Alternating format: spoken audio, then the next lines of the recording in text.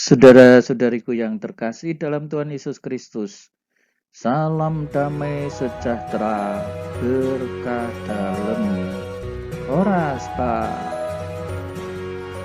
Kita berjumpa dalam belajar Alkitab sambil merenung.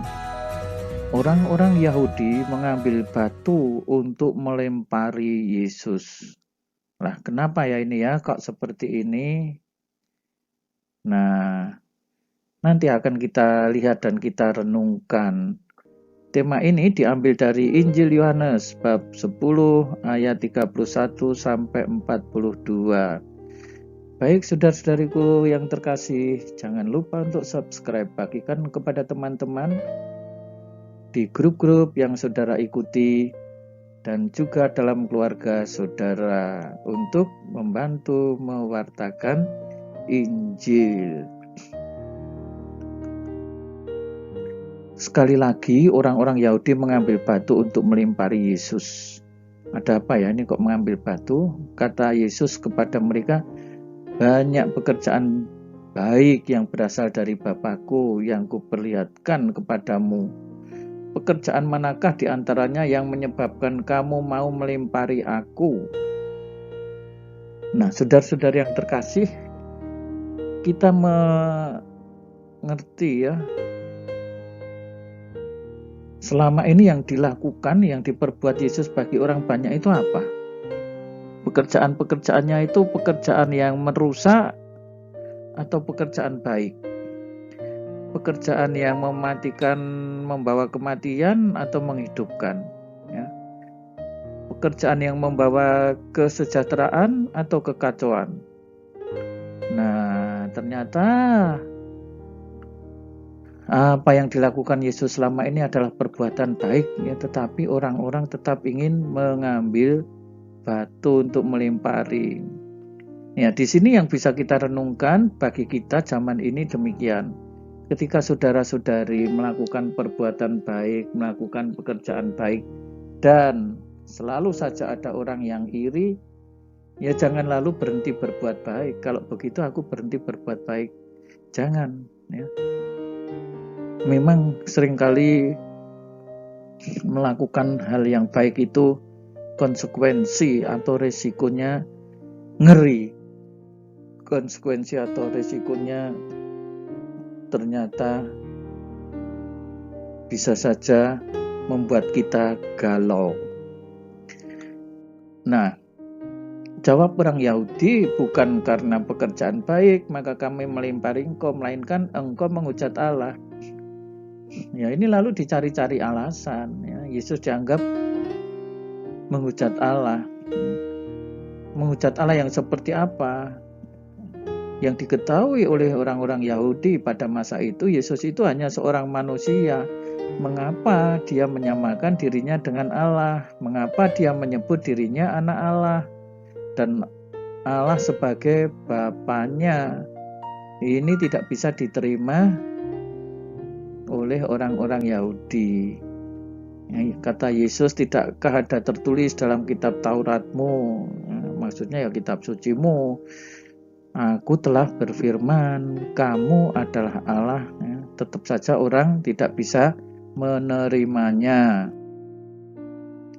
Jikalau mereka kepada siapa firman itu disampaikan disebut Allah, masihkah kamu berkata kepada dia yang dikuduskan oleh Bapa dan yang telah diutusnya ke dalam dunia engkau menghujat Allah? Ya. Dia yang dikuduskan oleh Bapa, siapa itu? Ya Yesus. Yesus itu yang dikuduskan oleh Bapa. Maka kalau dia yang dikuduskan oleh Bapa itu menyatakan dirinya putra Bapa, anak Allah, ya seharusnya orang bisa menerima firman-Nya. Ya, karena aku telah berkata aku anak Allah. Ya. Gara-gara ini Yesus ditolak oleh mereka. Ya, tetapi apa yang dikatakan oleh Yesus ini karena memang berasal dari Bapa. Dia yang dikuduskan oleh Bapa. Siapa ya Yesus yang dikuduskan oleh Bapa? Jikalau aku tidak melakukan pekerjaan Bapakku, janganlah percaya kepadaku. Ya, sampai di sini ya Yesus melakukan semua pekerjaan dari surga, pekerjaan Allah. Ya, tetapi ternyata orang tetap tidak bisa mengerti. Supaya kamu boleh mengetahui dan mengerti bahwa Bapa di dalam aku dan aku di dalam Bapa. Nah, ini semakin menyulitkan orang ya pernyataan ini, orang Yahudi pada masa itu. Maka disebut sekali lagi mereka mencoba menangkap dia tetapi ia luput dari tangan mereka. Kata-kata ini membuat orang Yahudi menjadi galau. Kemudian Yesus pergi ke seberang Yordan. Dan banyak orang datang kepadanya dan berkata, Yohanes memang tidak membuat satu tanda pun. Tetapi semua yang pernah dikatakan Yohanes tentang orang ini adalah benar. Ya, jadi ketika ia pergi ke seberang Yordan, orang-orang lalu ingat Yohanes saat itu membaptis. Apa yang dikatakan oleh Yohanes ya, mengenai orang ini semuanya terlaksana, ya, semuanya benar, semuanya menjadi nyata, dan banyak orang di situ percaya kepadanya. Nah, saudara-saudariku yang terkasih, kita pun yang sudah percaya kepada Yesus mewartakan kebaikan, jangan pernah surut mewartakan kebaikan hanya karena seringkali direcoki, ya, bahkan seringkali yang merecoki adalah teman sendiri, ya, bukan orang lain, ya, yang merecoki adalah ya dalam tanda kutip orang dalam sendiri, ya, tetapi nanti kebaikan akan nampak bersinar, ya. Semakin direcoki ya semakin nyata mana yang baik dan mana yang bukan.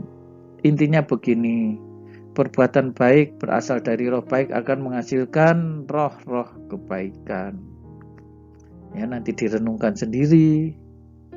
Ya, apa yang sering kita lakukan, ya, kebaikan-kebaikan itu tetap kita wartakan meskipun mengalami kesulitan.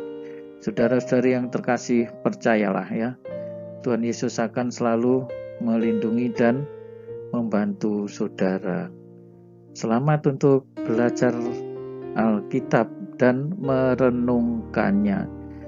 Tuhan Yesus memberkati.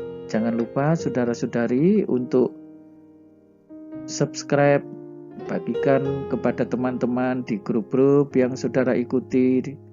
Dengan demikian saudara mewartakan Injil. Berikan komentarnya juga ya sebagai sharing pengalaman hidup saudara. Saudara-saudari sekalian, pekerjaan saudara, keluarga saudara dinaungi, dibimbing, dan diberkati oleh Allah yang Maha Kuasa, Bapa dan Putera dan Roh Kudus. Amin.